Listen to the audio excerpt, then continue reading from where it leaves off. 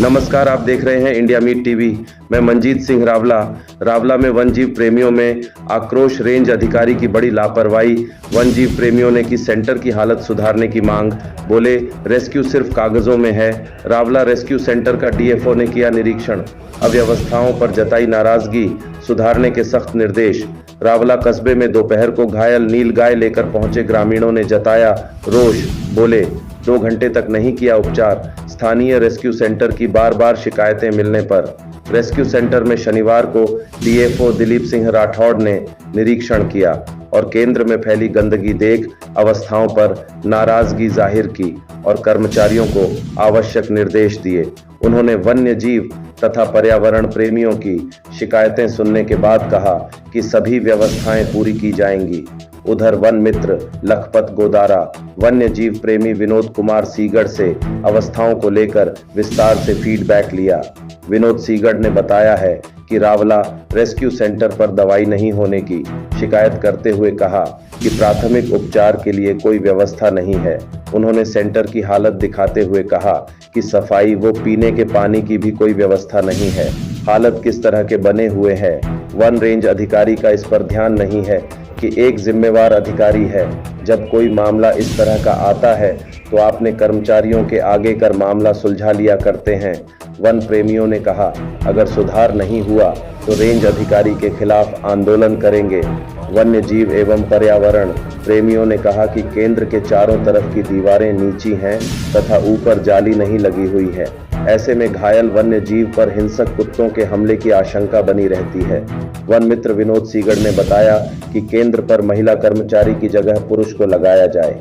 DFO Rathore ने विभाग के कर्मचारी को सख्त निर्देश देते हुए कहा कि केंद्र में सभी प्रकार की कमियों को दूर किया जाए। उन्होंने मौके पर मिले सेवानिवृत्त पशु चिकित्सक हेमंत गुप्ता से भी प्राथमिक उपचार को लेकर चर्चा की। डीएफओ ने कहा कि शीघ्र ही केंद्र पर पुरुष कर्मचारी को लगाया जाएगा। वन क्षेत्र से चक 2 केएलएम से घायल नीलगाय को सेंटर लेकर पहुंचे बलविंद्र बेनीवाल, सतपाल गोदारा, उदयपाल गोदारा, विनोद सहारण व नानक बावरी ने बताया कि वे दोपहर 12:15 बजे सेंटर पर आए थे। 2 घंटे तक घायल नीलगाय का प्राथमिक उपचार नहीं हुआ। उन्होंने रोष व्यक्त करते हुए कहा कि वन विभाग के अधिकारी अजय सिंह ने इस मामले को लेकर फोन तक नहीं उठाया।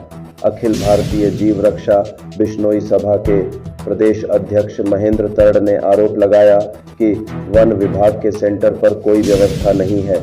उन्होंने कहा कि घायल वन्य जीव को लाने वालों को परेशानी उठानी होती है, विभाग से कोई मदद नहीं मिल रही।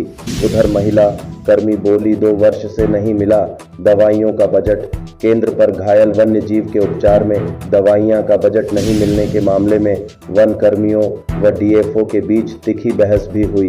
एक महिला कर्मचारी कविता ने कहा कि उसे 2 साल से दवाइयां का बजट वेतन से खर्च करना पड़ रहा है। कविता ने डीएफओ को बताया कि आज तक उसका भुगतान नहीं मिला है। जवाब में राठौड़ ने कहा कि उनके सामने ऐसा कोई मामला नहीं आया है। उन्होंने कहा कि किसी प्रकार का कोई बकाया नहीं है। इसमें साफ जाहिर होता है कि रेंज अधिकारी की बड़ी लापरवाही सामने आई। राठौड़ ने कहा अगर बिल बकाया है तो शीघ्र पेश किया जाए ताकि संबंधित कर्मचारियों को भुगतान किया जा सके।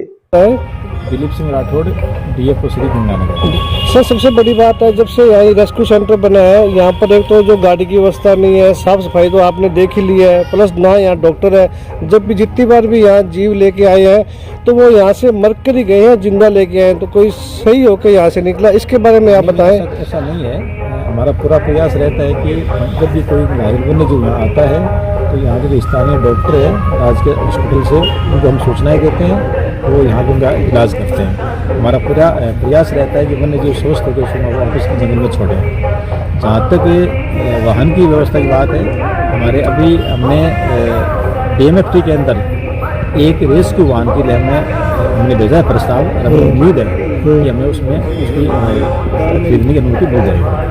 क्योंकि सर यहाँ जो इसके साथ साथ मैं आपको ये भी बताना चाहूँगा कि हमें कुछ बजट भी मिलता है, जिससे जो भी घायल वन्य जीव लाने के लिए उसका क्योंकि यहाँ जो क्षेत्र है यहाँ चिंकारा हिरन वगैरह बहुत बड़ी मात्रा में है, तो लोगों ने क्या कि कंटीली तारें लगा रखी हैं तो वो उनसे घायल भी हो जाते हैं। आपका कहना सही है।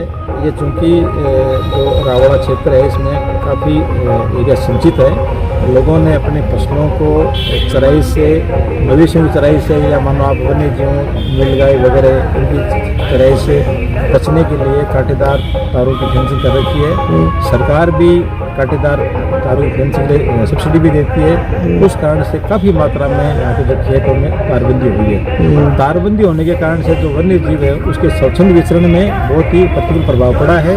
और जो डॉग बाइटिंग की घटनाएं घटी हैं वो ये तारबंदी होने के बाद ज़्यादा घटी है, क्योंकि तारबंदी होने के कारण से वो भाग नहीं पाता और तारों में उलझ कर घायल हो जाता है और वो आसानी से स्ट्रे डॉग्स हैं उनका शिकार हो जाता है।